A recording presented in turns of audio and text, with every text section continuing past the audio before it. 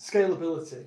So Shaun mentioned earlier on there this growth into the ICS and a service that needs to be able to scale out. It needs to be able to grow, and it needs to be able to grow easily.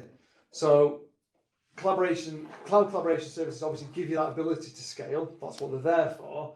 But you also need something that, from a PSTN point of view, can also scale. Each individual kind of trust or architecture will have its own unique points. But ultimately, what we look at there is it needs to be scalable. It needs to address the needs of an ICS, and we work on providing that scalable kind of collaboration architecture. I guess just on that point of scalability, Kev, I don't know if you guess you mentioned about the PSTN connectivity models. Yes. So I guess whether you want to just talk us through that sort of theory of the models, and I guess we see in that acute hospital that we've got the SBC routers and session boiler controllers, and I guess what the considerations are behind that. So again, PSTN. So you've got your core collaboration services need to be scalable. We understand that there needs to be growth within there.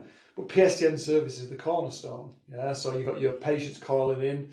You need to be able to contact other sites, community. The way that we look at it, kind of from the foundation, is PSTN services can be centralised. Yeah. So in an acute hospital, you need resilient PSTN services delivered into that acute site. But then you might have kind of community sites that also need a resilient PSTN connectivity. So I think the really key point is any kind of PSTN service that we would look at delivering is completely flexible. So it can be delivered into the acute, which it will be, and it'll be centralised into the acute, but it can also be delivered to community sites, depending on the size and scale, and we can also give it fully resilient between different acute hospitals.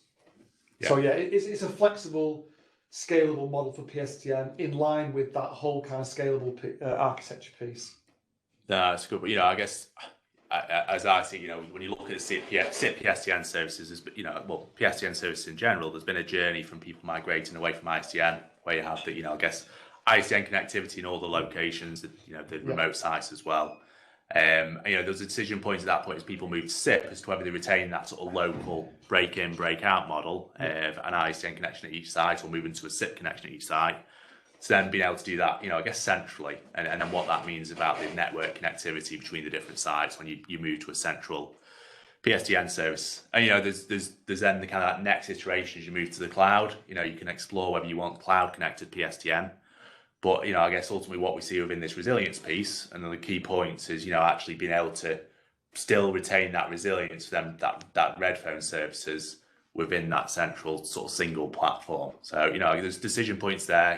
When we engage with clients, like you say, we work through what them options are, whether individual links to each site's the right decision, whether that scalable model to a central point, or whether people want to start to look at how they transition to cloud delivered PSTN.